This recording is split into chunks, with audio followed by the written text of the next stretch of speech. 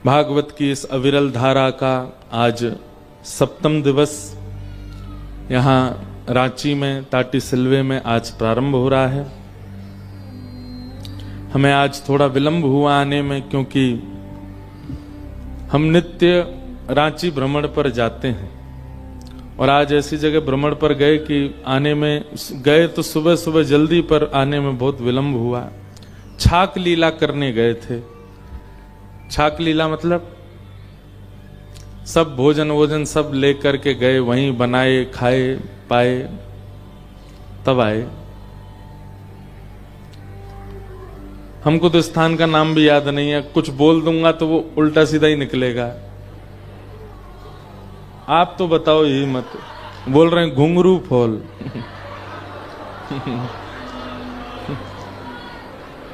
कौन सा फॉल? आप सबको पता है ना, बस वही है। तो जहां से मानव जाते हैं हम वहां से नहीं गए, जहां से जानवर जाते हैं वहां से गए। लोग बाग सीढ़ियों से उतरते हैं, पर हम पहाड़ चट्टानों में कूद कूद के उतर के गए। ऐसे नहीं गए थे कि कुछ लगे, गए तो थोड़े सहजता से थे, पर हाँ थोड़ा सा कठिन था। और फिर वहीं प्रसाद बनाए पाए। मन तो था लाल जी को संग लेके जाएं, पर लाल जी हमें पहले ही संकेत कर देते हैं, बोले मोए ले जाओगे तो फिर लुढ़क जाओगे कहीं, तो इसलिए लाल जी तो नहीं गए। पर हम लोग गए, वहीं से आवाहन कर दिया लाल जी का कि लाल जी आप यहाँ आनंद से विराजो। वहीं से मानसिक ठाकुर जी की सेवा, ठाकुर जी को प्रसादी कर दी थी। खूब आनंद हुआ। झारखंड के जो स्थान हैं उनको देख करके लगता है किसी समय में वृंदावन ऐसा ही रहा होगा, जैसा अभी यहां पर, जैसे यहां के सब वृक्ष वल्लरियां, इतनी शांति, इतने सुंदर सुंदर झरने। वो बात अलग है कि कुछ लोगों ने उनको भी दूषित करने में कोई कसर नहीं छोड़ रखी है। वहां पर भी लोग ले जाते हैं और रसपान करते हैं उल्टे सीधे। ये बहुत गलत है। आपको इतना सुंदर वातावरण मिल रहा है, इतनी सुंदर हवा, इतना सुंदर जलाशय, इतनी सुंदर प्राकृतिक व्यवस्था मिल रही है और आप उसका किसका दुरुपयोग कर रहे हैं, ये गलत है। बस वो चीज देख करके हमारा मन थोड़ा सा क्षोभित हो रहा था सब जगह। बाकी तो बहुत अच्छा है, व्यवस्थित है।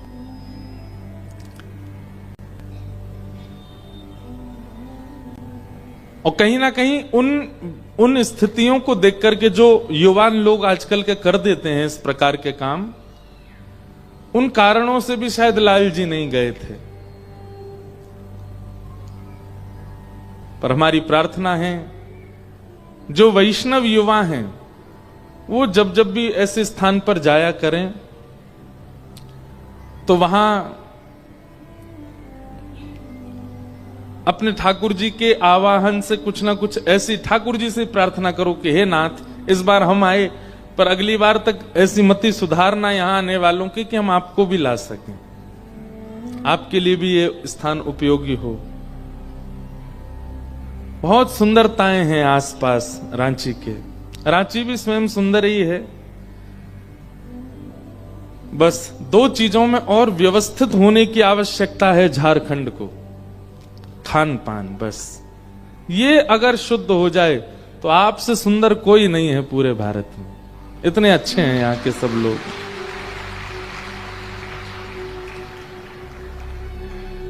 कभी हमारे साथ आप चलिए कहीं प्रसाद पाने, बिना प्याज का, बिना किसी दूषित वस्तु का आप ऐसा प्रसाद पाएंगे महाराज कि लगेगा कि हम आज तक क्या पा रहे थे। क्यों?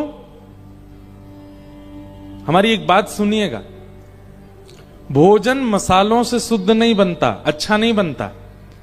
मसालों से अच्छा बनाने वाला भोजन वो भोजन नहीं है। बनाने वाले के भाव, स्वभाव और उसके भीतर की जो स्थिति है, कई बार भोजन में उसका रस आता है। और दूसरी बात, भोजन किसके लिए बनाया जा रहा है उससे भी भोजन में रस आता है। मां पुत्र के लिए जब भोजन बनाती है तो अपने आप ही स्वादिष्ट बन जाता है। क्यों? वात्सल्य होता है उस भोजन में, भले ही वो केवल हल्दी नमक वाली सब्जी हो, लेकिन उसमें अपने आप स्वाद आ जाता है। आप मां के हाथ की रोटी और सब्जी साल भर खाएंगे, कोई आपको रोग नहीं होगा। लेकिन वही होटल में आप 5 दिन खा लो लगातार, 6वें दिन से ही आप बीमार होना प्रारंभ कर दोगे। क्यों? जबकि उसमें पैसा ज्यादा लगा, उसमें घी का प्रयोग और आपने खूब शुद्धता का भाव रखा, लेकिन फिर भी आप बीमार क्यों हो जाएंगे? क्योंकि बनाने वाला धन के लिए बना रहा है, आपके पेट के लिए नहीं, आपके स्वाद के लिए नहीं। उसको धन मिल रहा है इसलिए बना रहा है। आप किसी भी मंदिर का प्रसाद पाते हैं, उसमें स्वाद क्यों आ जाता है? क्योंकि वो ठाकुर जी के लिए बनाया गया है, आपके लिए नहीं। ठाकुर जी ने उसका भोग, इसीलिए हमारे यहां भोग लगाने की परंपरा है कि ऐसा प्रसाद बनाइए जो ठाकुर जी को भोग लग सके और उसको पाइए, क्योंकि वही आपकी मति को और आपके तन को, दोनों को स्वस्थ रखेगा।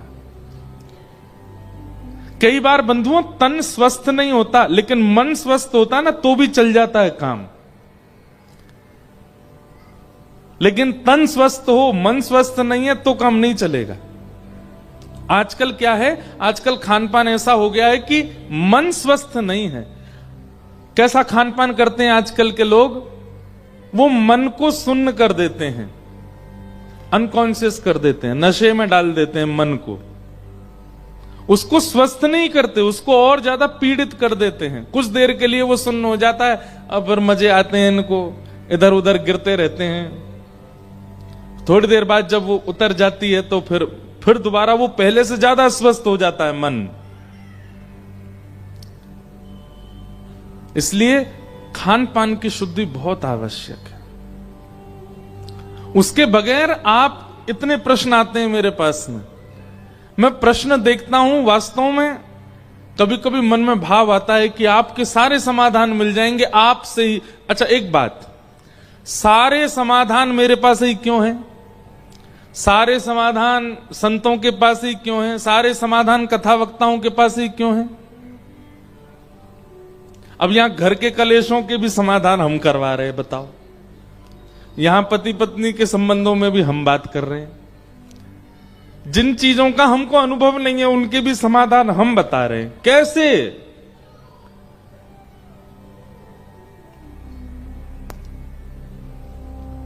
भक्ति पथ। जब आप शुद्धता मन की, बुद्धि की, अन्न की, तन की, सबकी रखते हैं और फिर जिस पथ, भक्ति पथ पर आप चलने लग जाते हैं ना, समाधान आपको अपने आप मिलने लगते हैं। आप कुछ मत कीजिए, केवल अपना नाम जप और अपने खान पान की शुद्धता करते हुए चलने लग जाइए। आपके मन में प्रश्न प्रकट होगा, समाधान भी आप अपने आप ही निकाल लोगे उसका। हमारे अंदर ज्ञान पहले से ही व्यवस्थित है। कथा सुना करके हम क्या कर रहे हैं?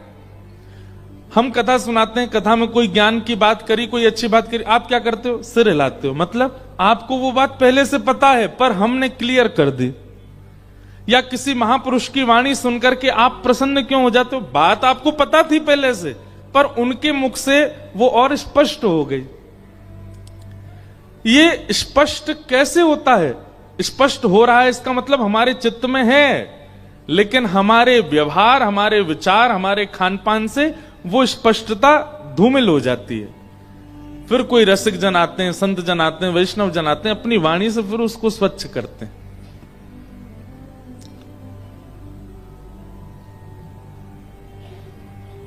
ज्ञान सबको है पर ढका हुआ है।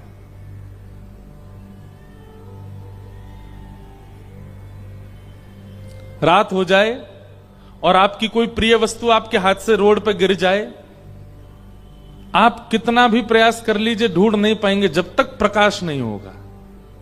वस्तु वही है, आप भी वही हो, लेकिन आपको प्रकाश की प्रतीक्षा करनी पड़ेगी, तभी वो वस्तु आपको दृष्टिगोचर होगी। ठीक वैसे ही आप भी यही हो, आपके जीवन की समस्याएं भी यही हैं।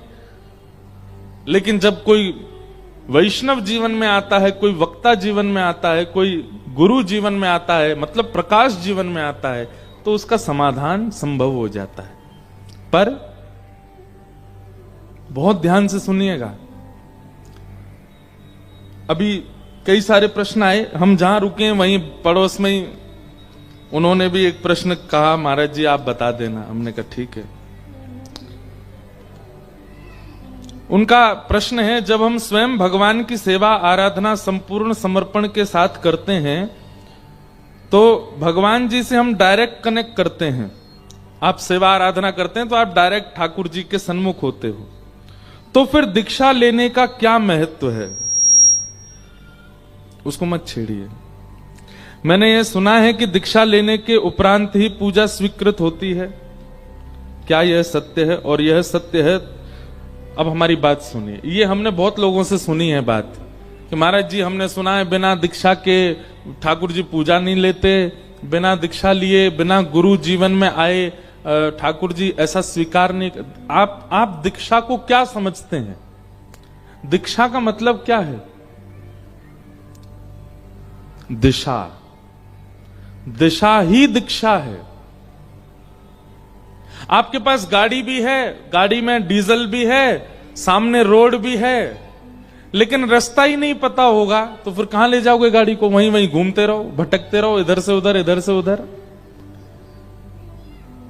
लेकिन कोई साथ में बैठ जाए जिसको रास्ता पता हो, अब यहां से धनबाद जाना है या पटना जाना है, कहीं जाना है, आपके पास गाड़ी है, व्यवस्था पूरी है, मार्ग भी है आपके सामने, लेकिन आपको दिशा नहीं पता है।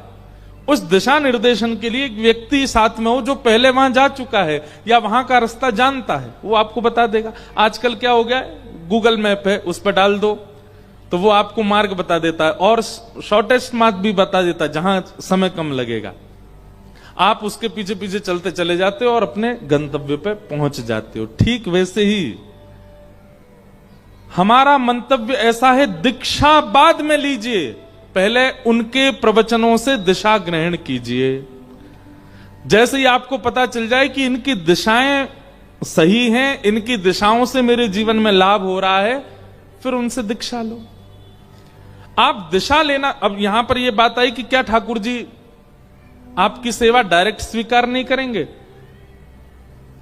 कर सकते हैं, पर आप संपूर्णतया जानते हैं कि उनकी सेवा में क्या करना चाहिए?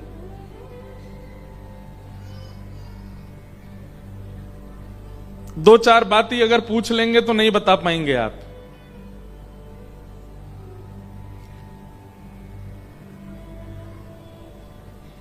ठाकुर जी की सेवा के आरती करने का क्या महत्व होता है? नहीं पता। ठाकुर जी को भोग क्यों लगाया जाता है? नहीं पता। कितनी बार भोग लगाया जाता है? नहीं पता। ठाकुर जी को उठाया कैसे जाता है? ठाकुर जी को शयन कैसे कराया जाता है? नहीं पता। हम केवल चली हुई परंपरा को ही पालन करते हैं कि उन्होंने बताया था ऐसे करना है, ऐसे ऐसे करना है, पड़ोसी ऐसे करते हैं, माता जी दादी ऐसे ऐसे करते। गुरु जीवन में आते हैं तो गुरु उसका स्पष्टीकरण कर देते हैं। गुरु जीवन में आते हैं तो एक मंत्र बता देते हैं, गुरु जीवन में आते हैं तो एक विधि बता देते हैं। इसलिए गुरु का जीवन में होना आवश्यक है, इसलिए दीक्षा आवश्यक है।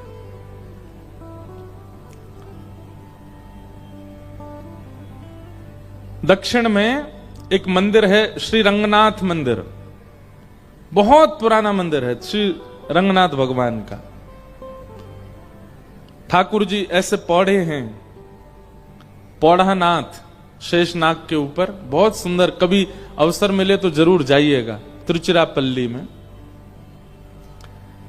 तो वहां एक वैष्णव दर्शन करने के लिए गए और उन्होंने दर्शन करते हुए ठाकुर जी से कहा, ठाकुर जी मैं इतनी दूर से चल के आया आपके दर्शन करने के लिए, आप अभी भी पौड़े हुए उठ करके मिल नहीं रहे मुझसे, बैठ नहीं रहे। तब उन्होंने अपने गुरु, दादा गुरु, परदादा गुरु, परदादा गुरु सबके नाम, नामावली कही, और नामावली कहकर के जैसे ही ठाकुर जी को प्रणाम किया, ठाकुर जी उठ के बैठ गए। ठाकुर जी बोले, भैया तो मैं योग्यता नहीं है कि तुम वो बैठा दे, लेकिन तेरे गुरु, दादा गुरु, परदादा गुरु, परदादा गुरु, तुम्हारी जो परंपरा है ना, उस परंपरा ने मुझको बहुत प्रेम, बहुत स्नेह और बहुत भाव से मेरी सेवा की है, इसलिए उनके तुम वंश के शिष्य हो, इसलिए मैं तुमसे प्रसन्न हो रहा हूं। कई बार बालक योग्य नहीं है, लेकिन उसके पिता, दादा, परदादा, उनका नाम इतना होता है नगर में कि उनके नाम से ही उसको सब पूछते हैं। ठीक वैसे ही हमारी योग्यता नहीं है, पर हमारे गुरु, उनका भजन बहुत है, उनकी सेवा बहुत है, उनका नाम जब बहुत है, जब उनका नाम लेकर के हम ठाकुर जी के सन्मुख जाते हैं तो हमारी योग्यता से ठाकुर जी प्रसन्न नहीं होते, पर हमारे गुरु नाम से ठाकुर जी प्रसन्न हो जाते हैं। अच्छा, उनके शिष्य हो, वहां से आए हो।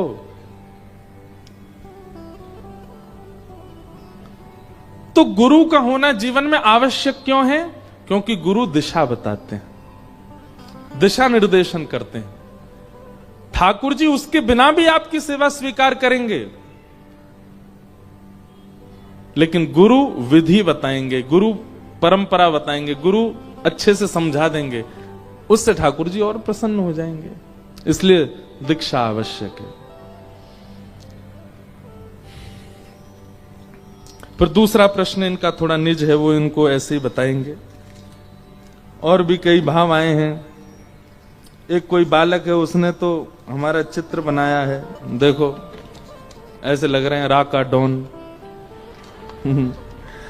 5वीं कक्षा के छात्र ने बनाया है।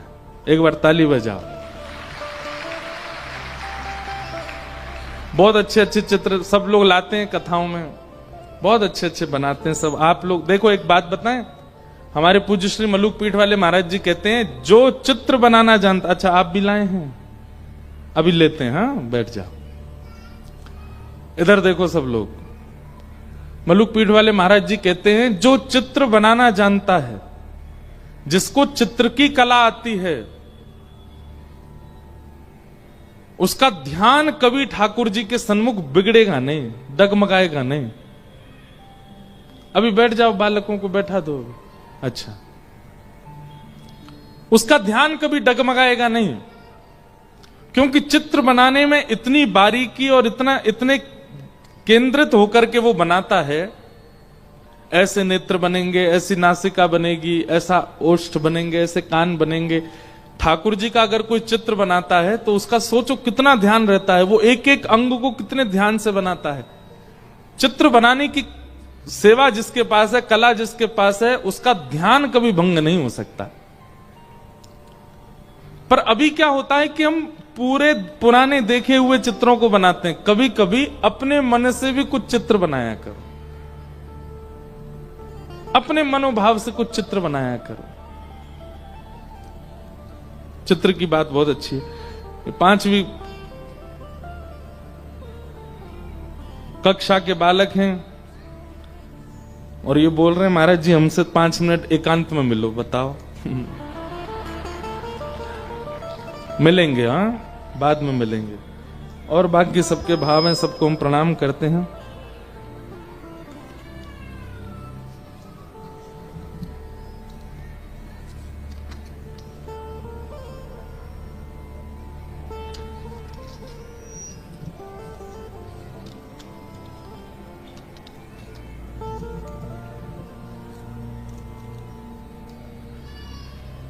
एक भैया ने कहा कि गोवर्धन पूजा वाले दिन आपने यूं कह दिया था सौगंध है उधर मत देखना।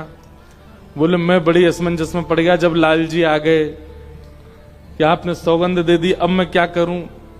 हमने सौगंध तब दी थी जब लाल जी नहीं आए थे, यहां सामान रखा जा रहा था, आप देख रहे थे। लाल जी आने के बाद तो भैया उनको देखना ही है, लेकिन फिर भी आपको उस दिन कष्ट हुआ, उसके लिए हम क्षमा प्रार्थी हैं। आइए आज के मंगल भाव में प्रवेश करते हैं। कल हमने गोवर्धन पूजा का मंगल, कल पूरे दिन हमने गोवर्धन पूजा ही कही, क्योंकि 8 दिन का समय मिल गया ना हमको, तो एक दिन हम पूरा विस्तार से कहते ही रहे। हमको समय ज्यादा मिल जाए, दिन ज्यादा मिल जाए तो फिर लगता है कि हम कथा खूब विस्तार से करें, पर 7 ही दिन होते हैं पास में और 3 ही घंटे 3.5 घंटे कथा के होते हैं, उसमें कितना कुछ कहें कितना कुछ छोड़ें, ऐसा भाव रहता है। लेकिन जितना भी है अच्छा है। ठाकुर जी ने गोवर्धन धारण किया। तत्पश्चात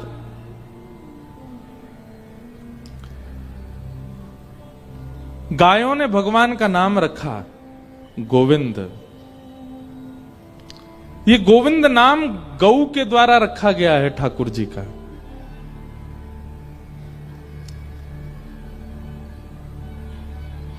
एकादशी व्रत की महिमा बताई गई।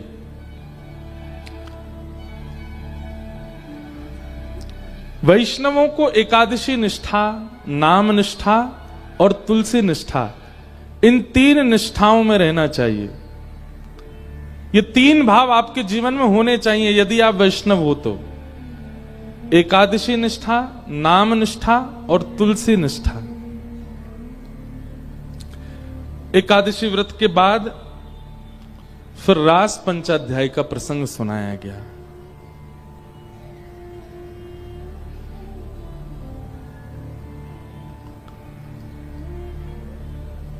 भगवान पिता रात्रि शरदोत्फुल्ल मल्लिका विक्षरन्तुं मनश्चक्रे योगमायामुपाश्रित। यहां से रास पंचाध्याय का प्रसंग प्रारंभ होता है। बहुत ध्यानपूर्वक सुनिएगा। भगवान श्री कृष्ण ने वृंदावन में यमुना तट पर रास विहार किया। रास कहते किसको हैं? रास का मतलब नृत्य नहीं होता। रास का मतलब होता है अपने भक्त से मिलन, वही रास है। रास की परिभाषा बहुत सुंदर है, कभी ध्यान से सुनिएगा। जैसे आप जिससे बहुत प्रेम करते हैं, वो बिना आपकी इच्छा के स्वयं आपके समीप आने लगे और आपके बिना कहे स्वयं आपके प्रति प्रेम प्रकट कर दे, इसको रास कहते हैं। रस और रास ये 2 स्थिति हैं।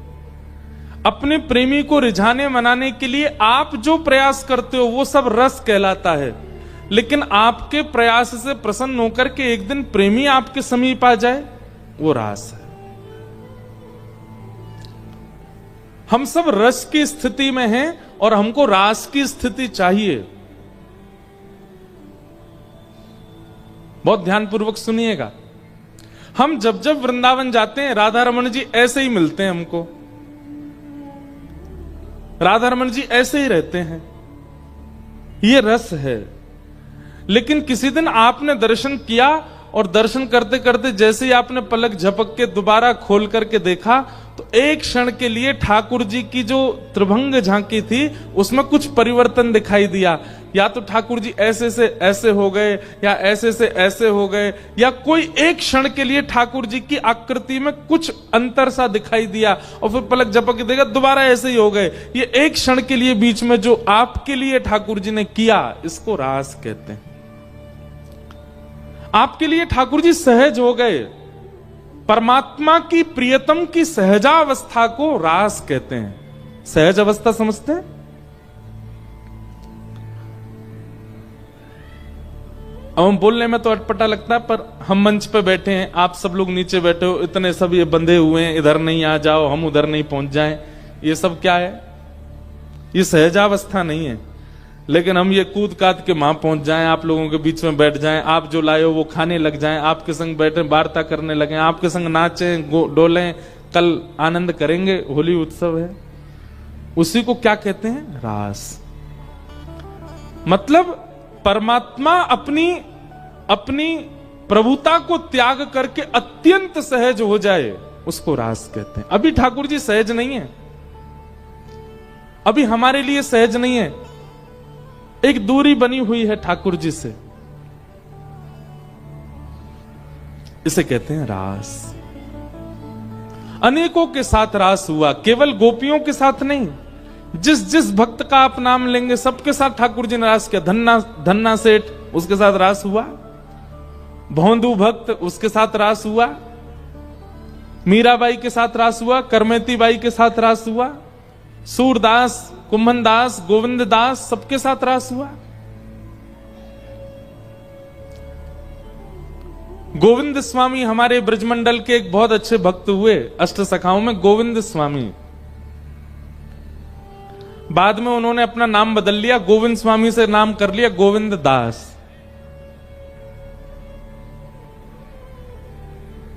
ठाकुर जी उनके साथ खेलते थे। बाकी सब लोगों को तो मंदिर में ठाकुर जी दिखते थे, लेकिन जैसे ही गोविंद दास पहुंचते थे तो ठाकुर जी अपने अपने मूर्तिमंत रूप को त्याग करके बिल्कुल सहज हमारी आपकी तरह निकल के बाहर आ जाते और गोविंद दास के कंधा पे बैठ के चले जाते वन में, खेलते उनके साथ। इसे कहते हैं रास। हमें ऐसी भक्ति करनी है, ऐसा नाम जपना है, ऐसा अपना व्यवहार स्वभाव बनाना है कि ठाकुर जी अपनी सहजावस्था में आ जाएं।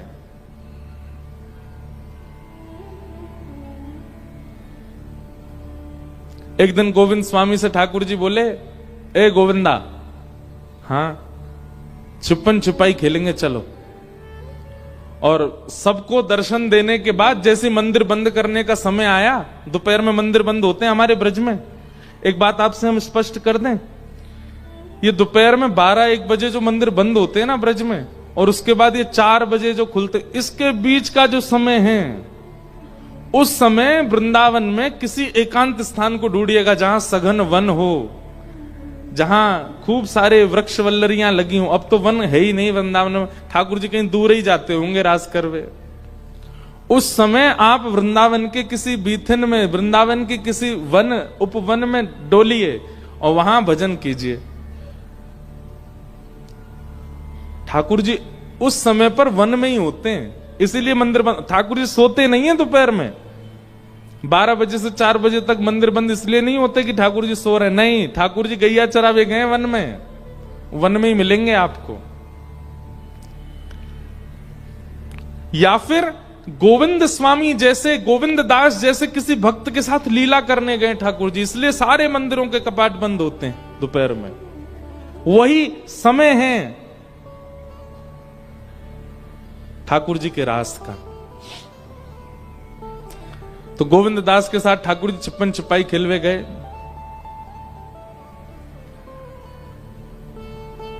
पहली बारी गोविंदा की आई। गोविंदास बोलो, लाला मैं 10 तक गिनती गिनूंगो, तुम छुप जाओ, मैं ढूंढूंगो। ठाकुर जी बोले, हाँ ढूंढ लो। गोविंदास 1 2 3 4 ऐसे गिनने लगे। ठाकुर जी दौड़े, इधर उधर दौड़ करके दूर एक कदम्ब वृक्ष था, उसके ऊपर चढ़ गए। अब गोविंद दास की 10 गिनती पूरी भई तो उन्होंने बोला, आ रहा हूं लाला, छुप जाओ। लेकिन गोविंद दास इतने चतुर, उनको पता है ठाकुर जी ने आज गुलाब का इत्र लगाया है, तो ठाकुर जी जहां जहां स्पर्श करते भागे होंगे वहीं से सुगंधी आ रही है। सूंघते हुए गोविंद दास जा रहे हैं। दूसरी बात, ठाकुर जी के चरणों में कुमकुम है। ठाकुर जी जहां जहां चरण रखते हैं वहां वहां कुमकुम छिड़क जाता है। चलते चलते गोविंदास देख भी ले रहे हैं कहां कहां से कुमकुम छिड़क रहा है। इत्र की सुगंधी सूंघते सूंघते गोविंदास पहुंच गए, कदम वृक्ष के नीचे जाके खड़े भये। जैसी देखा ठाकुर जी अपने सब पीतांबरी आदि समेट करके चुपचाप ऊपर बैठे थे। गोविंदास बोले, पकड़ लियो। ठाकुर जी उतर के नीचे आए, बोले, ये बात अच्छी ना है, तू नेक में ही पकड़ ले हमें। बोले, बात मत बनाओ, जाओ चलो 10 तक गिनती गिनो, मैं छुपूंगा, ढूंढो। बहुत सुंदर लीला है। ठाकुर जी गए। अब ठाकुर जी ने 10 तक गिनती करी, 1 2 3 4। गोविंदास छिप गए जाकर के। ठाकुर जी आए ढूंढवे। अब गोविंद दास ना तो इत्र लगाते, ना उनके चरणों में से कुमकुम निकले। इतने गहरे वन में ऊपर वृक्ष पर जाके बैठ गए गोविंद दास। ठाकुर जी ढूंढते ढूंढते नैका देर ढूंढे ठाकुर जी। ठाकुर जी बोले, ये और विचित्र बात, अब या को ढूंढो जन, कहां चलोगे? ठाकुर जी ने मन में विचार किया, या बैठो रहने, मैं जाके सो जाऊं।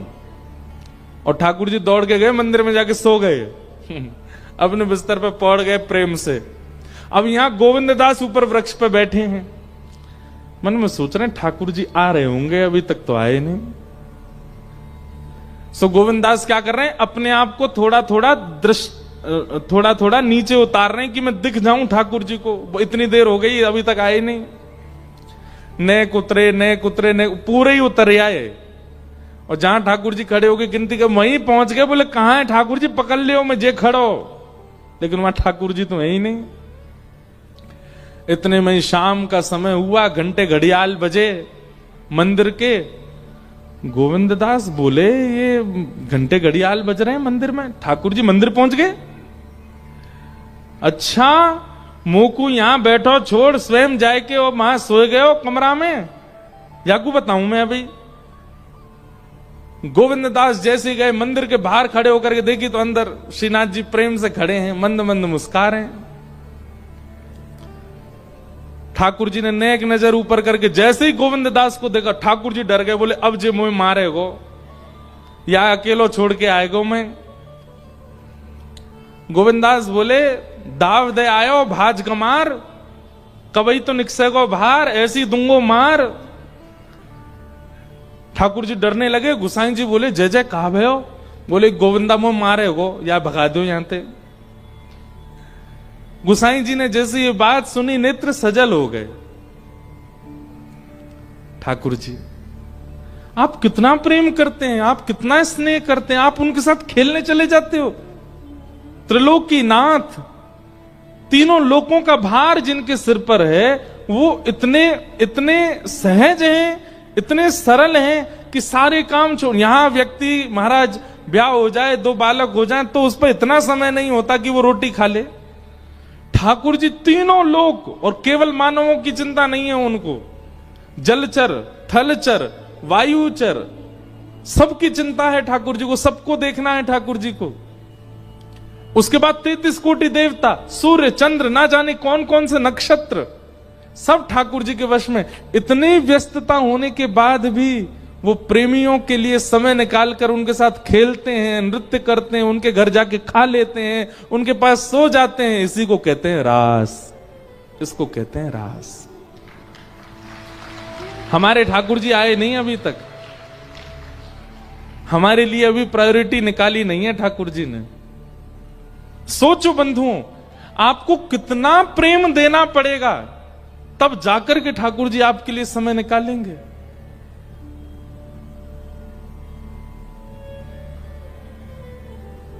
कितनी लीलाएं हैं। एक कृष्णदास जी की लीला है, इसमें सुनाता हूं कभी कभी कथा में। उन्होंने कहीं कथा में सुना, और ये महाभारत में ऐसा लिखा है कि अगर कोई व्यक्ति बेनागा बिना एक दिन भी छोड़े 12 वर्ष तक एक नियम का पालन करेगा, तो 12 वर्ष बाद उस नियम के प्रभाव से वो जो चाहेगा वो उसको मिल जाएगा। कोई भी एक सद नियम 12 वर्ष तक करना है, एक दिन भी आपकी छुट्टी नहीं होनी चाहिए उसमें। आपकी छुट्टी हो उसकी पूरी जिम्मेवारी ठाकुर जी रखेंगे। ऐसी ऐसी व्यवस्था कर देंगे कि आपका नियम पूरा ही नहीं हो पाए, लेकिन आपको फिर भी करना है। तो कृष्णदास जी नियम करते थे। उन्होंने नियम ले लिया ठाकुर जी को माला पहनाने का। बोले मैं रोज माला पहनाऊंगा ठाकुर जी है, और 12 वर्ष बाद मेरी एक ही इच्छा है कि 12 वर्ष तक मैं माला पहनाऊंगा, लेकिन 13वें वर्ष के पहले दिन ठाकुर जी को आना पड़ेगा मेरे पास माला पहनवे, मैं नहीं आऊंगा। नंदगांव में रहते थे, रोज माला बनाते और रोज लेकर के नंदगांव में ऊपर ठाकुर जी को पहनाते। बारिश हो, गर्मी हो, जाड़ा हो, बुखार हो, पीड़ा हो, कुछ भी हो जाए, लेकिन उनकी माला बेनागा रोज पहनाते। और माला पहनाने के बाद ठाकुर जी के कान में बोलते, लाला इतने दिना और रह गए, इतने महीना और रह गए, इतने वर्ष और रह गए। मेरी इच्छा पता है ना लाला, और कछु ना चाहिए, बस 13वें साल के पहले दिन तू आए जाइयो तो माला पहनाऊंगा वहीं अपनी कुटिया पे। 12 वर्ष पूर्ण होने लगे। अंतिम दिन था 12वें वर्ष का, और श्री कृष्णदास जी बेचारे रोते रोते जा रहे हैं। बोले मेरी सेवा पूरी है गई, आज 12 वर्ष को नियम पूरा है गयो मेरो। ठाकुर जी के गले में माला पहनाई और कान में बोले लाला अब मेरी सेवा पूरी होगी, अब मैं ना आऊंगो, अब तू आइयो मेरी कुटिया पे, तेरे काज 56 भोग बना के रखूंगो, खीर बना के रखूंगो, मिष्ठान बनाऊंगो, पूड़ी बनाऊंगो, पराठे बनाऊंगो, लाला जो तू कहेगो सब पवाऊंगो। और मुंह कछु नहीं चाहिए, ना इंद्र को वैभव, ना यम की भूमि, कुछ नहीं चाहिए, केवल लाला मेरे घर आ जाए और मैं अपने हाथन से माला पहना दूं बस। 12 वर्ष तक बेनागा प्रत्येक दिन माला ठाकुर जी को पहनाई। 13वां वर्ष प्रारंभ हुआ, रात भर सोए नहीं, 56 भोग बनाए अपनी कुटिया में, सुंदर माला बना करके रखी। एक बहुत सुंदर पद है, मुझे याद आया अभी। पूरा घर तैयार करके श्री कृष्णदास जी उस मार्ग पर बैठ गए जिस मार्ग से ठाकुर जी को आना है, जो नंद भवन तक जाता है। उस मार्ग पर बैठ के पलक भी नहीं झपका रहे हैं अपनी, अपलक नेत्रों से बस मार्ग को देख रहे हैं। जरा सी हवा चलती है, कोई पत्ता हिलता है, तुरंत विचलित हो जाते हैं, जय जय आ गए, लाला आगे होगो। पलकन सोमग झारू मेरे, पलकन सोमग झारू मेरे, पलकन सोमग झारू मेरे, पलकन सोमग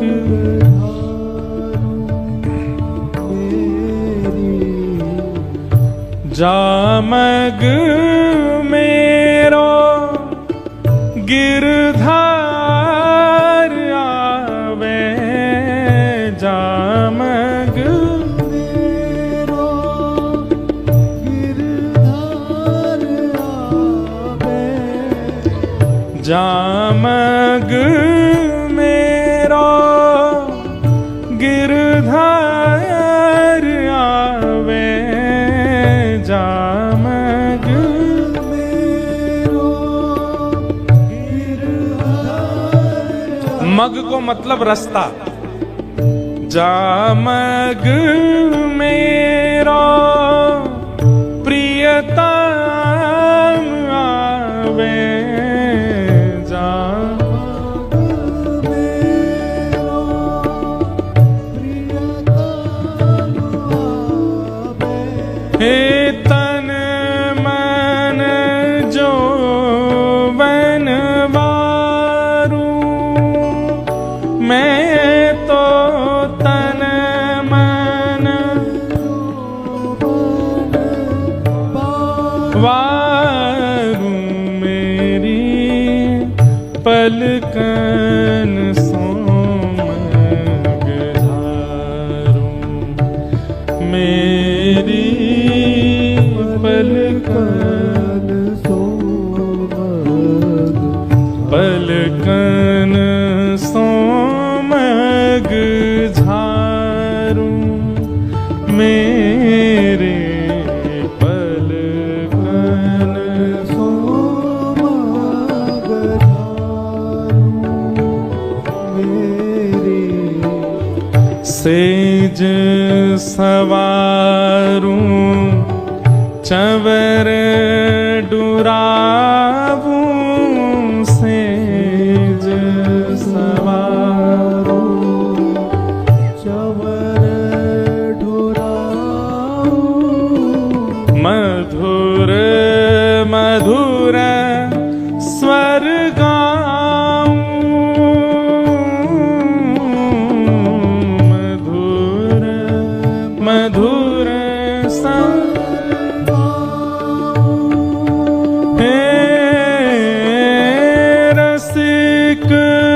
प्रीतम पिय जो मिल मो मोहे रसिक प्रीतम पिया जो मिल मोहे हस हस कंठ लगाऊं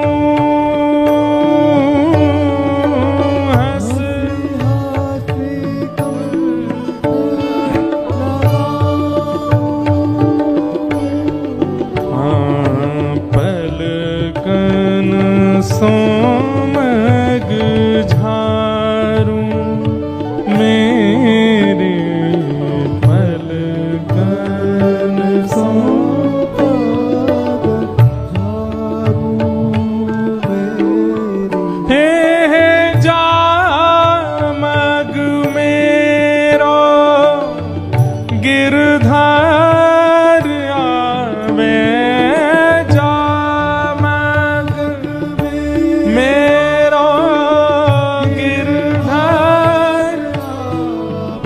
बंधुओं, प्रेम ऐसा होता है कि जिस राह पर जिस डगर में प्रेमी रहता है ना, वो डगर भी प्रिय लगने लगती है। वृंदावन से प्रेम करने वाले, श्री राधारमण लाल जी से प्रेम करने वाले, वो किसी ब्रजवासी को भी देख लेते हैं ना तो रोने लग जाते हैं कि वे वहां से आए हैं जहां हमारे प्रियतम रहते हैं। द्वारिका लीला में एक प्रसंग आता है कि श्री ठाकुर जी रोज एक करवट से सोते हैं। कुछ वर्षों बाद रुक्मणी जी ने ठाकुर जी से कहा, आप एक ही करवट से सोते हो, हमेशा एक ही दिशा में मुख करके सोते हो, आप कभी करवट क्यों नहीं बदलते, कभी उस दिशा में क्यों नहीं सोते? ठाकुर जी रोज इस बात को टाल देते। एक दिन रुक्मणी जी ने सौगंध देकर के कहा, आप मुझे बताइए, आप एक ही करवट से क्यों सोते हो? ठाकुर जी कहते हैं, क्योंकि अगर मैं करवट बदलूंगा, उस तरफ करवट लेकर के सोऊंगा तो मैं सो नहीं पाऊंगा। क्यों? क्योंकि उस दिशा में वृंदावन है, और वृंदावन की ओर करवट लेकर के जब मैं सोता हूं तो मुझे यशोदा मैया, नंद बाबा, राधा रानी, सब गोपियों की बहुत याद आती है। रात भर मेरे नेत्रों से नीर बहने लग जाता है, इसलिए मैं करवट बदल के सोता हूं ताकि वृंदावन की ओर, वृंदावन की दिशा में मुझे देखना ना पड़े, नहीं तो मैं रोक नहीं पाऊंगा स्वयं को। अरे कहां तक कहें, वो मार्ग प्रिय लगता है जहां प्रियतम रहते हैं, वहां के लोग प्रिय लगते हैं, वहां से आई हुई वस्तु प्रिय लगती है। अरे वो दिशा प्रिय लगने लगती है जिस दिशा में हमारे प्रियतम रहते हैं। जामग मेरो गिरधार आवे,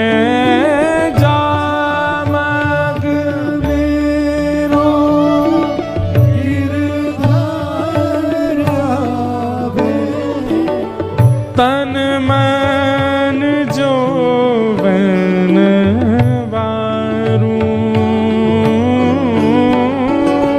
तन मन जो बन वारूं, मेरे पलकन सोमग झारूं, मेरे पलकन सोमग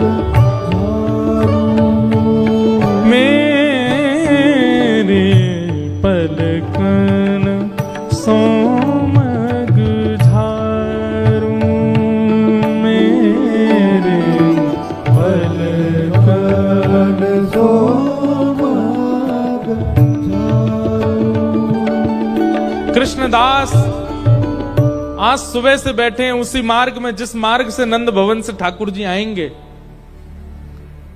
पलक भी नहीं झपका रहे हैं, अपनी आंख खोल करके बैठे हैं। बोले मैं वो क्षण, ऐसा ना हो कि मैं पलक झपकूं और उसी क्षण ठाकुर जी आ रहे हूं, वो क्षण में बिसराना नहीं चाहता, मैं छोड़ना नहीं चाहता।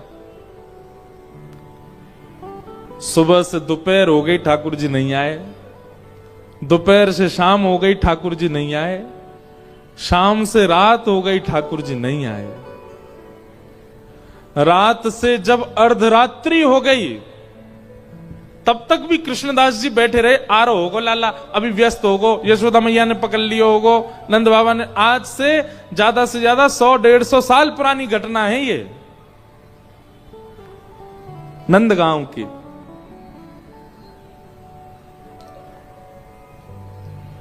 ठाकुर जी नहीं आए। जब आधी रात हो गई, 13वें वर्ष का दूसरा दिन प्रारंभ होने लगा। पहला दिन तो निकल गया, बस अभी प्रारंभ होने में 1-2 घंटे बचे हैं। कृष्णदास जी बोले, जे नहीं आवेगो। अरे मैंने गलती कर दी, 12 साल निकाल दिए या की आश में।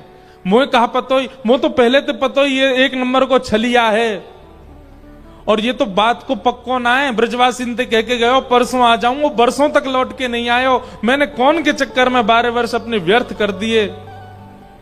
अरे कौन की कथा सुन के आए गयो मैं, वहां में मैंने सुन ली 12 वर्ष नियम करने मोए।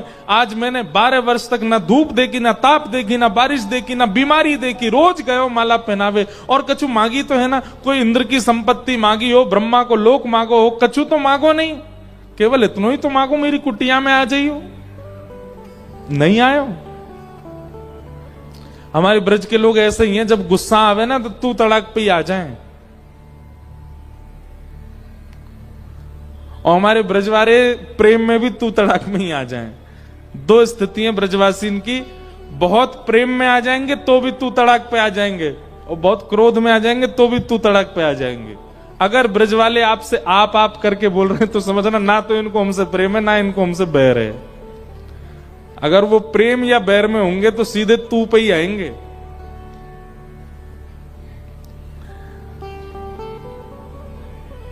कृष्णदास जी बोले, अब ना रहूंगा यहां पे, अब एक क्षण भी ना रुकूंगा यहां पे। अपने सबरे बोरिया बिस्तर बांधे, जितना 56 भोग बनाया था ठाकुर जी के लिए, वो सब भी डलिया में एक जगह भर लिया, सबकी पोटली बनाई, पूरी कुटिया को उजाड़ दिया अपनी को क्रोध में, और सब सामान लेकर के निकल पड़े। कहां?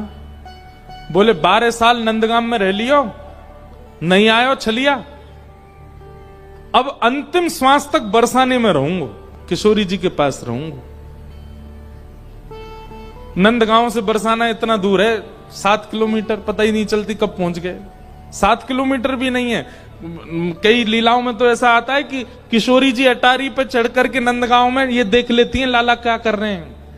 ठाकुर जी गौचारण कर रहे हैं, ठाकुर जी को यशोदा मैया क्या कर, पूरे दिन किशोरी जी ऐसी बैठी रहे सज धज के, वहीं ते नंदगांव में देखती रहे, पास ही हैं दोनों। कृष्णदास जी जैसे बरसाने जाने लगे, इतने में ही सामने से गैयान को झुंड, अनेक गैया और बड़ी बड़ी गैया सब आ रही हैं चलती भाई। अब मार्ग पूरा गैयान ते भरो हुए, कृष्णदास जी कोने खड़े है गए, प्रतीक्षा करने लगे सब गैया चली जाएं तो मैं आगे जाऊं। चलते चलते चलते चलते महाराज घंटे बीत गए, लेकिन गैयान को वो काफिलो खत्म नहीं भयो। कृष्णदास जी बोले, भैया ये इतनी गैया मैंने जीवन में पहली बार देखी, कहां ते आ रही है सबरी। इतने में ही अपने कंधा पे एक लाठी टांगे और उन पे दोनों हाथ टांगो, ऐसे चल तो भयो एक ग्वारिया हरो मदमस्त चाल में, ऊंची ऊंची धोती पहन रखी, पामन में कड़ूला पहन रखे हैं, गले में एक मोती की माला पहन रखी है, और सिर पे बढ़िया ऐसे घुमावदार पाग पहन रखी है, पीरो पीरो चंदन यहां तक लगा रखो है, और चल तो भयो बढ़िया गुनगुना तो भयो कछु आ रो एक ग्वारिया। कृष्णदास जी ने कही, ओ भैया ओ ग्वारिया के इतकुआ। ग्वारिया गयो, कहा बात है बाबा? बोले भैया ही कौन की गैया है, इतनी गैया मैं कब तक खड़ा हूं यहां पे, जी पूरी ना है रही। अरे बाबा जी नंद भवन गैया है, 9 लाख गैया है, खड़े खड़े 2 दिन निकल जाएंगे तो मैं तो पूरी ना होंगी, इतनी गैया है। कृष्णदास जी बोले, भैया मैं तो भूखों मरो, पूरा दिन है क्यों कछु खायो ना पियो, पूरे दिन प्रतीक्षा करते रहो। अब ये गैया और आ गई है सामने, अब मैं तो यहीं बैठ रहा हूं, यहीं बैठ के भोजन पा रहा हूं, फिर तब तक गैया चली जाएंगी, फिर जाऊंगा बरसाने। ग्वारिया बोले, बाबा कछु खावे को तो महुआ खवाए दो। कृष्णदास जी बोले, बैठ जा तू बैठ जा। और वो ग्वारिया सामने बैठ गया, यहाँ कृष्णदास बैठ गए, पोटली खोली, बढ़िया डलिया निकाली, ले भैया उठा के तू भी पातो रे। बाबा मेरे हाथ में गोबर बहुत लग रहा है, एक बार स्वयं पालो फिर दूसरी बार मुंह वो पवाई दे करो। कृष्णदास जी बोले हम बे है तो तू नंदगाम कोई ना, ऐसे ही तेरो स्वामी है, वानु जीवन भर सेवा करवाई है, ऐसी तुम सब रे नंदगाम बारे जाते जाते हो चैन ते जान थोड़ी दोगे। अब वो सेवा कराए लोग आ जाएंगे तो पुआ मुंह खोल अपनो। ग्वारिया ने मुंह खोल लियो। अब कृष्णदास जी एक बार पामे और फिर अपने ही हाथ से वाकू पवा रहे हैं। पाते पाते ग्वारिया के नेत्रन से आंसू आने लगे। कृष्णदास जी बोले भैया रो काई करो, का भयो? बोले बाबा मैं यूं सोच रहा हूं 12 साल ते एक दिन ऐसा नहीं निकलो कि मैंने माला आपके हाथ की नहीं पहनी हो, पर आज पूरा दिना निकल गयो मैंने माला नहीं पहनी सुबह से। जैसे ही कृष्णदास जी ने सुनी माला नहीं पहनी, हाथ पकड़ लियो, कौन है तू, अपना रूप दिखा। तुरंत त्रिभंग लली श्याम सुंदर प्रकट है गए ग्वारिया के रूप में। और बाबा तो बोले देख बाबा अपनो वचन निभायो मैंने, अभी 12वें वर्ष को अंतिम दिना पूरो नहीं भयो, 13वें वर्ष को पहले दिना अभी पूरो नहीं भयो, मैं आ गयो तेरे पास। अब मत कहियो कि मैंने नियम पूरा, ला चल माला पहना दे।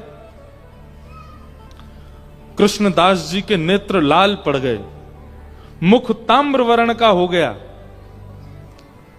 ठाकुर जी बोले बाबा एक बाबा गुस्सा का कर रहा है, अब आ तो गो तेरे सामने, अब मुझ गोद में बैठा ले, मुझ प्रेम कर ले और तू जो चाहे वो पवा दे, जैसे चाहे जो चाहे कर ले।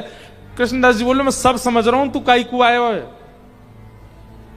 बोले 12 वर्ष नंदगाम में रहो कभी नहीं आयो, लेकिन बरसाने की तरफ मुख कहा कियो कि प्रकट है क्यों सामने, अब ना रहूंगा यहां पे। और अपने सब पोटली ओटली उठा के सीधे भागे बरसाने। ठाकुर जी पीछे पीछे दौड़े, अरे बाबा रुक जा, मैं आ तो गयो। बोलना है किशोरी जी की तरफ मुख कियो तो तू प्रकट है गयो, किशोरी जी के चरणन में रहूंगा तो तू रोज हाजिरी लगावे आवे, वो मही में ले करूंगा तो ते। और सुन लाला, ठाकुर जी बोले कहा, बोले आज तक मेरो नाम कृष्णदास, आज मैं अपना नाम बदल रहा हूं, अब मेरा नाम है राधा दास, अब मैं वही बन के रहूंगा, अब मैं ही रहूंगा। और श्री कृष्णदास जी राधा दास बन गए और श्री जी के चरणन में जाकर के आनंद से विराजे। ये है रास। ये क्या है? रास। हमारे साथ नहीं होता। हम तो सुबह बत्ती घुमाई दई, अगरबत्ती घुमाई दई, भोग लगा दियो, चना चनोरी को पाले ही चले गए, रात में आकर के वही भोग लगा के सो गए। आजकल बस थोड़ी बहुत नाम जप में थोड़ी रुचि बन गई है, थोड़ी कथा वथा सुन लेते हैं, इसके अलावा कुछ नहीं। हमारी इच्छा ही नहीं है कि हमारे ठाकुर हमारे संग रास करें, तो वो भी क्यों करेंगे? आज ही विचार करो कि ठाकुर जी बहुत दिन आ गए, लड्डू गोपाल बने, यूं ही रहे हो हमेशा, अब ने हमारी सेवा को फल हमें दो। का फल चाहिए? वैकुंठ नहीं चाहिए, स्वर्ग नहीं चाहिए, अब फल ये चाहिए कि आप सहज है कि हमसे बात करो, हमारे साथ घूमो, हमारे संग चलो, कोई और को नहीं दिखने चाहिए, कोई और को पता नहीं चले, पर अब हमारे संग रास करो। कथा सुनवे को, नाम जप करवे को, भक्ति मार्ग में चलवे को, यही फल हमें चाहिए कि जब तक हमारे प्राण हैं तन में, हमें रास को अनुभव हो ठाकुर जी के साथ। तो रास का मतलब क्या है? परमात्मा की सहजता को रास कहते हैं। अभी परमात्मा कैसे हैं? अभी परमात्मा सहज नहीं है, असहज हैं। ये देखो पहले दिना ते 7वें दिना ऐसे ही खड़े हैं, न को परिवर्तन नहीं आयो इनमें। क्यों? ये असहज है। और प्रेम का यही स्वरूप है कि वो असहज व्यक्ति को सहज बना देता है। प्रेम। ठाकुर जी हैं तो बहुत सहज, उनका चित्त, उनका स्वभाव बहुत सहज है, पर हम आप सब लोगों की भावना को वो देखना चाह रहे हैं। अगर वो प्रेम युक्त होगी तो ठाकुर जी सहज बनने को तो तैयार बैठे हैं, आप सहज बनाओ उनको। इसी को कहते हैं रास, ठाकुर जी की सहजता। ब्रज की गोपियां, ये ब्रज की गोपियां कौन है? ये सामान्य स्त्रियां नहीं है। श्रुति रूपा, रुचि रूपा, स्मृति रूपा सब गोपियां हैं। ये सब गोपियां ठाकुर जी को प्राप्त करना चाहती हैं। ये दंडकारण्य वन के संत हैं, जो रामावतार में संत दंडक वन में बैठ करके राम दर्शन की उपासना कर रहे थे, वही सब संत ही द्वापर में गोपी बनकर के आए हैं। इन सब गोपियों को ठाकुर जी के जन्म से ही पता है कि ये पर ब्रह्म है, ये परमात्मा है।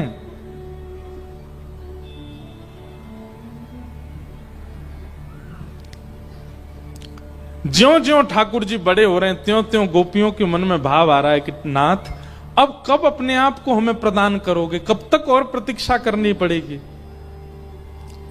एक दिन ठाकुर जी ने सब गोपियों को आश्वासन किया, देखो संसार ये जानता है कि मैं ब्रज को लाला हूं, तुम सब गोपियों, पर मैं ये जानता हूं कि आप सब अनेक ऋषि हो जो अनेक वर्षों से मेरी प्रतीक्षा कर रहे हो, और मैं परमात्मा हूं। अब ये परमात्मा और जीवात्मा के मिलन का समय दूर नहीं है। आगामी शरद पूर्णिमा को हम आप सबके साथ रास विहार करेंगे। गोपियां प्रतीक्षा कर रही हैं शरद पूर्णिमा की। हमने एक कथा में बताया था ठाकुर जी ने शरद पूर्णिमा ही क्यों चुनी।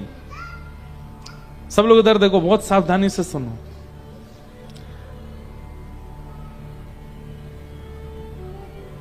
जनकपुर के पुष्प वाटिका में राम जी ने सीता जी को पहली बार जो देखा था, वो तिथि भी शरद पूर्णिमा ही थी।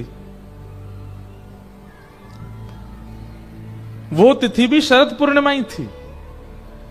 और उस दिन अभी राम कथा में ऐसा वर्णन आता है कि जब राम जी पुष्प वाटिका में घूम रहे थे, तो कुछ सखियों ने, सीता जी की सखियों ने दूर से राम जी को देखा, और राम जी को देखते ही वो तो भाव विह्वल हो गई, दौड़ी दौड़ी सीता जी के पास गई, बोले एक गौर है एक श्याम, गौर श्याम दो भाई विचरण कर रहे हैं, इतने सुंदर हैं, गौर वाले तो सुंदर हैं, पर श्याम वर्ण के तो इतने सुंदर हैं कि उनको देख करके बस यूं लग रहा हो कहा न्योछावर कर दे इन पे। हे सियाजू, उनके दर्शन को चलो। तो यहां से पुष्प बीनती भाई सीता जी आ रही हैं, सामने से राम जी आ रहे हैं। तो उस समय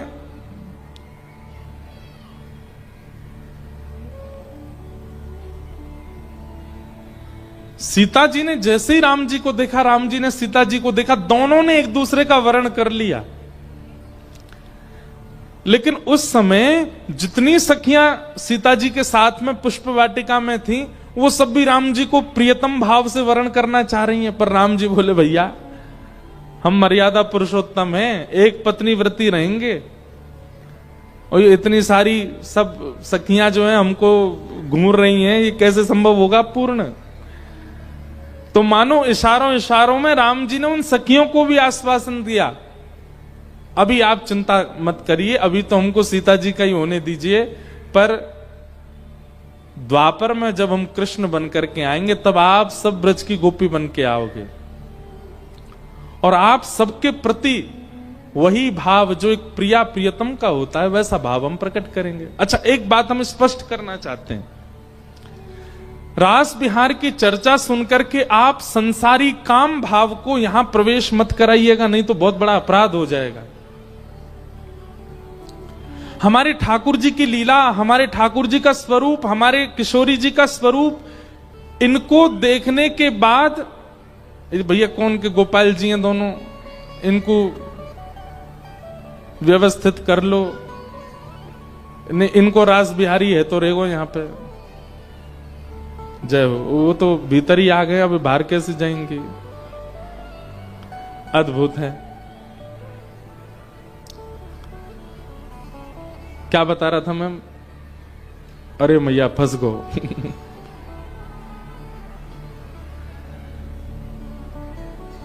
ये भीतर घुसी कैसे नीचे से? बैठ जाओ।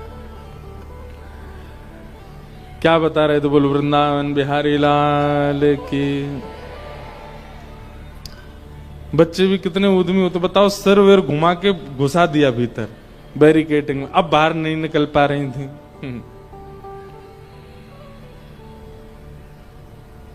रास श्रीमद् भागवत का सबसे सेंसिटिव प्रसंग है ये। अगर इसमें चूक गए आप, तो आपके मन में कई प्रश्न प्रकट हो जाएंगे जिनका समाधान आपको नहीं मिलेगा। इसलिए बहुत सावधानी से सुनिए। किशोरी जी का रूप, ठाकुर जी का रूप, ये तो ऐसा रूप है जिसको देखने के बाद अगर किसी के चित्त में काम हो तो काम नष्ट हो जाता है। क्योंकि हम लोगों ने संसार के फिल्म बहुत देखी है ना, संसार के सिनेमा देखा है, इसलिए हमको प्रेम की बात होते ही वही दिखाई देता है।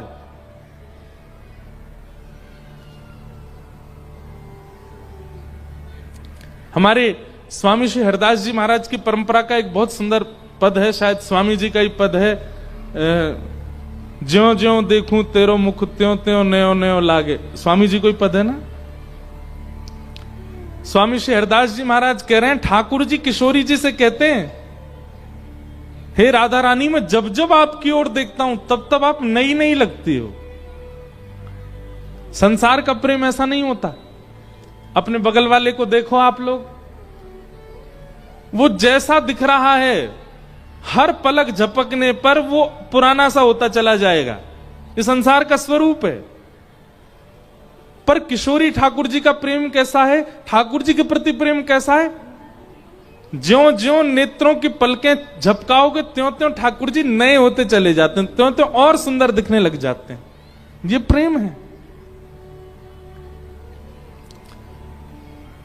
तो ये समस्त दंडकारण्य वन के संत, जनकपुर की सब सखियां जो ठाकुर जी को देख करके मोहित हो गई थी, वही सब ब्रज की गोपी बन करके आए। और आज शरद पूर्णिमा का चंद्रमा जैसे उदित हुआ, ठाकुर जी की आयु अभी है 7.5 वर्ष। कितनी? 7.5 वर्ष। 7.5 वर्ष के बालक को देखो कितना बड़ा सा होता है। उनके प्रति 40 वर्ष की, 80 वर्ष की, 150 वर्ष की गोपियां प्रियतम मानती हैं 7.5 वर्ष के लाला को। उनको ऐसे देखती हैं ये हमारे प्रियतम है। ये कैसे संभव हो सकता है? ये काम होगा तो संभव नहीं है। काम में तो आयु प्रधान होती है। प्रेम में ये स्वच्छंद प्रेम है, जहां छोटे से श्री कृष्ण में प्रियतम दिखाई दे रहे हैं। क्योंकि ये जानती हैं गोपियां की सामान्य नहीं है। गोपियां गोपी गीत में कहती हैं, न खलु गोपिका नंदनो भवान अखिल देहना अंतरात्म दृक्। हे नाथ, आप केवल यशोदा के लाला नहीं हो, आप केवल नंद जी के लाला नहीं हो। अखिल देही नाम अंतरात्म दृक्, अखिल ब्रह्मांड के जितने भी मानव हैं सबके चित्त में रहने वाले साक्षात परमात्मा हो। विखन सार्थितो विश्व मुक्तये, ब्रह्मा की स्तुति से आप विश्व का कल्याण करने आए हो, हम जानती हैं इस बात को। ये गोपियां सामान्य नहीं है, सब जानती हैं कि ये परमात्मा है।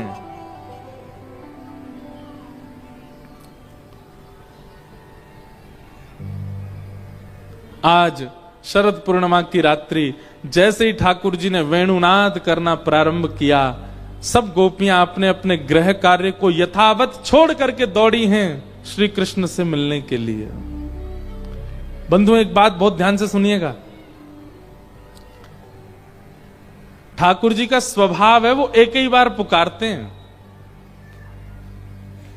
अब वो किसी भी रूप में पुकार सकते हैं। या तो स्वप्न में ऐसा कुछ दिखने लग जाएगा, वृंदावन का दर्शन, यमुना जी का दर्शन, सघन वन का दर्शन, गोपियों का दर्शन, वृंदावन के ब्रजवासियों का दर्शन, तो समझ जाइए ठाकुर जी पुकार रहे हैं। हमने 3 संकेत बताए हैं। अगर 3 संकेत आपको मिल रहे हैं तो आपको तुरंत वृंदावन जाना है। सबसे पहला संकेत, स्वप्न में ब्रज का दर्शन या ब्रज से संबंधी किसी भी भाव का दर्शन स्वप्न में हो रहा है तो समझो वृंदावन बुला रहा है। दूसरी बात, आपके नगर में, आपके शहर में, आपके समीप में, आपकी कॉलोनी में किसी ब्रजवासी का आगमन, ये दूसरा संकेत है कि ठाकुर जी बुला रहे हैं। और तीसरा संकेत, ब्रज में किसी भी ठाकुर का या ब्रज के किसी ब्रजवासी के यहां से किसी प्रसाद का आपके घर पर आगमन। कोई वृंदावन गए हो, वहां से प्रसाद ले आए, बोलो महाराज हम वृंदावन ते आए, आपके काज भोग लेके आए हैं। ये 3 संकेत यदि आपको हो गए हैं, उसी समय आप लोग वृंदावन चले जाइए। ठाकुर जी बुला रहे हैं, ठाकुर जी पुकार रहे हैं।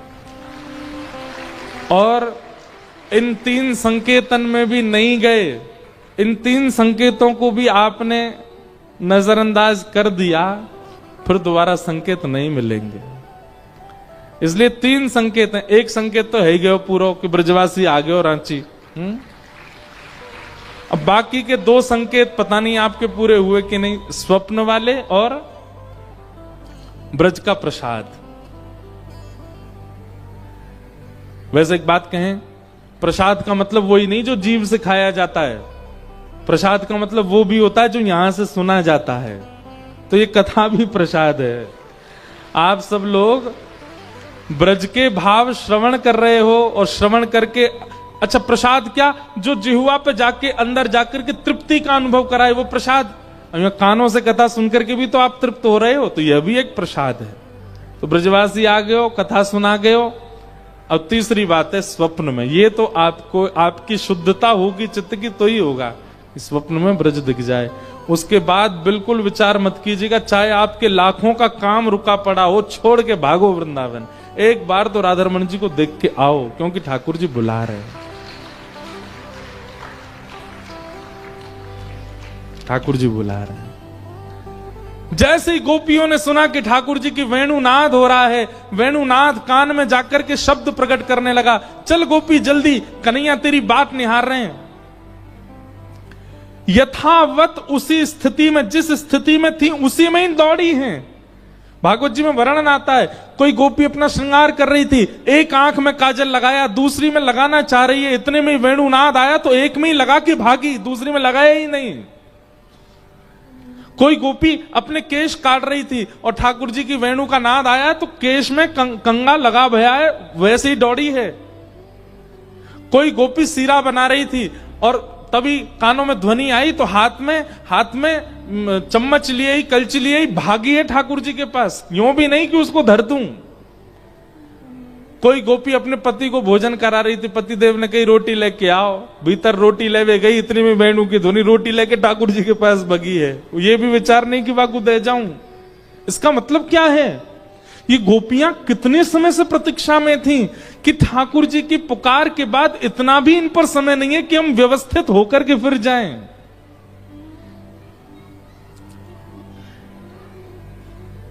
सब गोपियां दौड़ी। अगर गोपियों की स्थिति देखी जाए तो इस समय गोपियां सब अस्त व्यस्त हैं।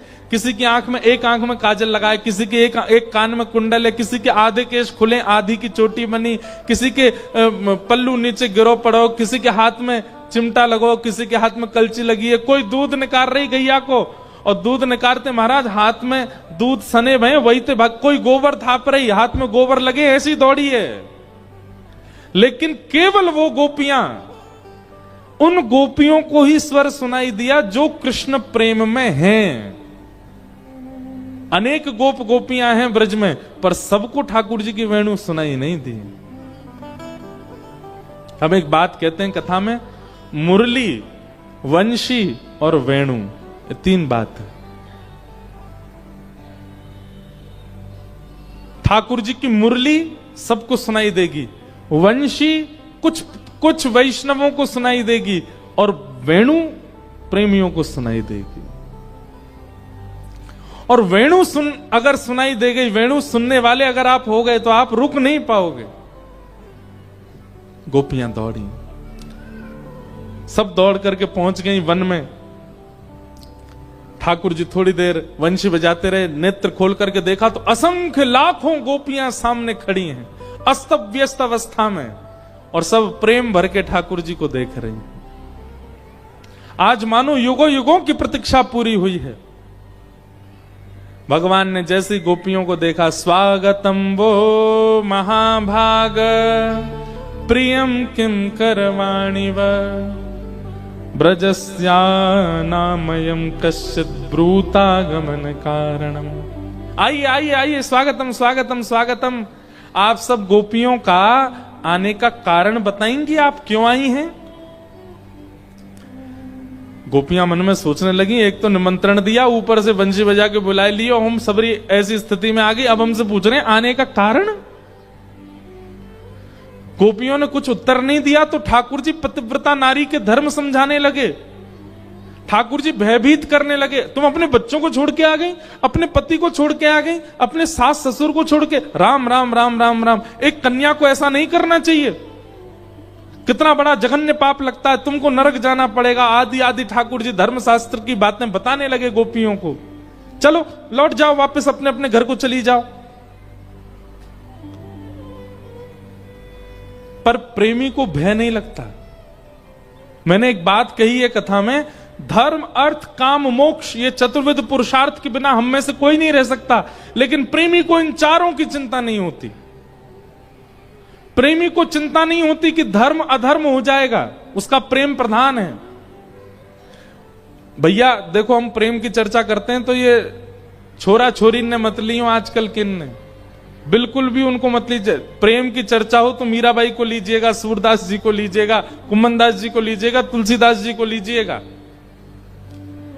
कई लोग हमारे प्रेम की चर्चा को आजकल के युवाओं के प्रेम में बांध देते हैं। वो वाला प्रेम वो प्यार होता है, वो प्रेम नहीं है, उसमें मत ले जाइएगा। प्रेमी धर्म की चिंता नहीं करता, प्रेमी अर्थ की चिंता नहीं करता। अर्थ किसे कहते हैं? धन, उसको धन की चिंता नहीं होती। प्रेमी कामनाओं की पूर्ति की चिंता नहीं करता। अत्यंत प्रेमी व्यक्ति होगा, उसकी कोई कामना भी नहीं होगी, अपने प्रेमी से भी कामना नहीं रखेगा वो। और प्रेमी को मोक्ष की भी चिंता नहीं होती, उसको मोक्ष की भी परवाह नहीं है, वो तो बस प्रेम में ही रहता है। गोपियों को ठाकुर जी पातिव्रत धर्म समझा रहे हैं, गोपियां खड़ी खड़ी सुन रही हैं, भयभीत नहीं हुई। अंत में गोपियों ने प्रणय गीत गाया कि मैवं विभोर्हति भवान गदितुम नृशंसं संत्यज्य सर्व विषयांस्तव पादमूलम् भक्ता भजस्व दुर्वग्रहमात्यजास्मा देवो यथादि पुरुषो भजते मुमुक्षुम्। गोपियां कहने लगी, कन्हैया आप कहते हो सब छोड़ करके मेरी शरण में आ जाओ, और आज जब हम सब छोड़ करके आ गए तो हमसे कह रहे हो वापस चली जाओ। हमने किसी बात की चिंता नहीं करी, लोग क्या कहेंगे, लाज क्या कहेगी, मर्यादा क्या कहेंगे, धर्म क्या कहेंगे, सब छोड़ करके आपकी शरण में आ गए, और आप कह रहे हो वापस चली जाओ।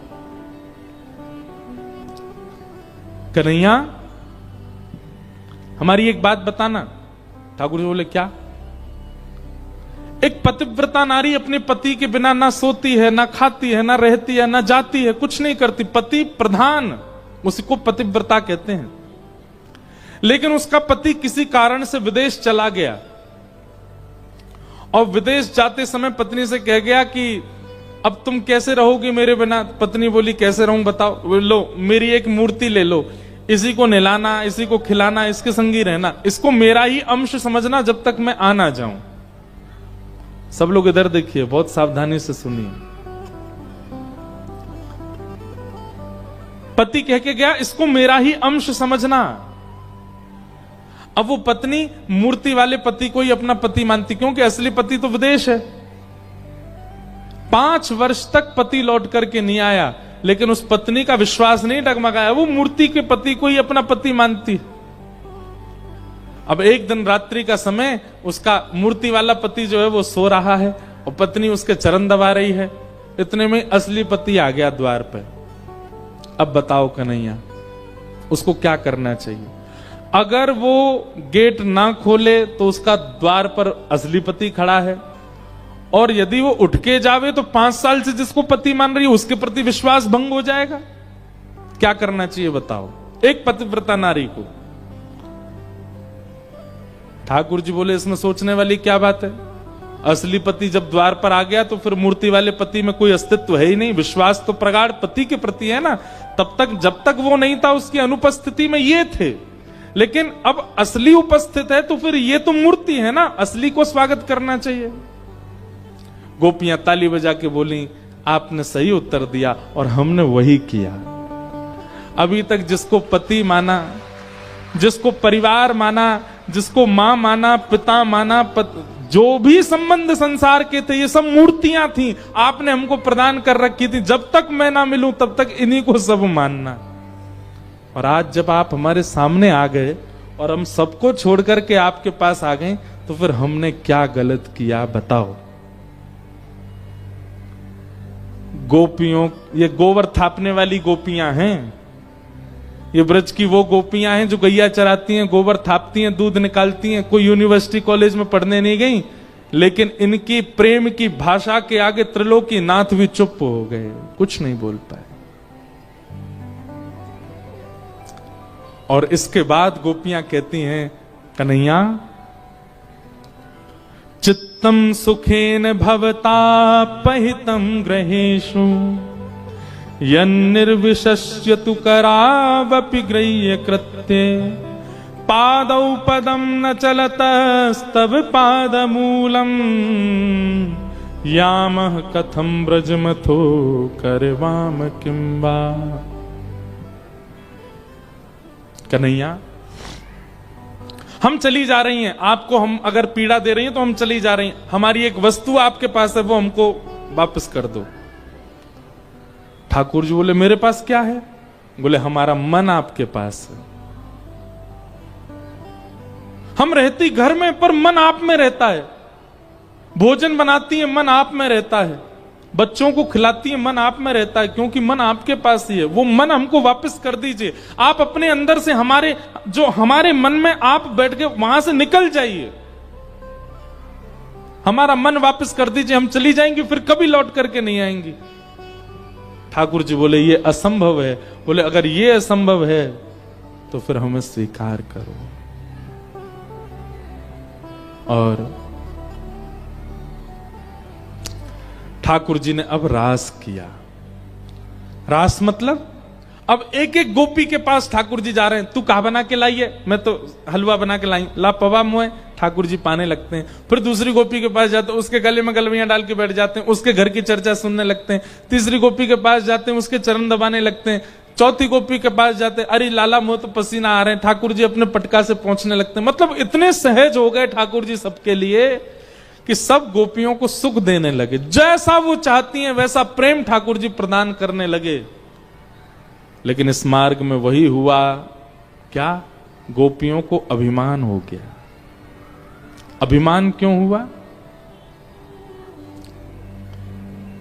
क्योंकि बिना गुरु कृपा के गई हैं, इसलिए गुरु जरूरी है। गुरु के बिना ठाकुर जी मिल भी गए तो हो सकता है आपके चित्त में कहीं मान ना आ जाए, इसलिए गुरु आवश्यक है।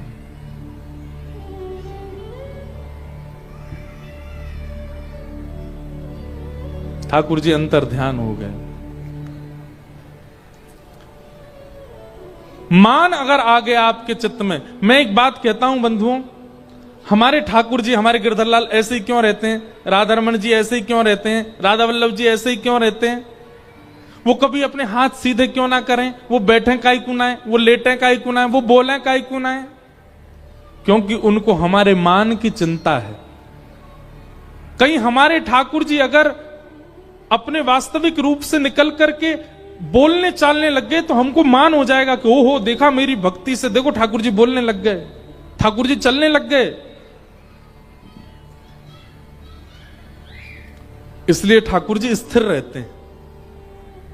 और या फिर ठाकुर जी की स्थिरता ये बताती है कि अभी तुम मान रहित हुए नहीं हो, इसलिए तुमको स्थिर दिख रहे हैं ठाकुर जी। मान ठाकुर जी को प्रिय नहीं।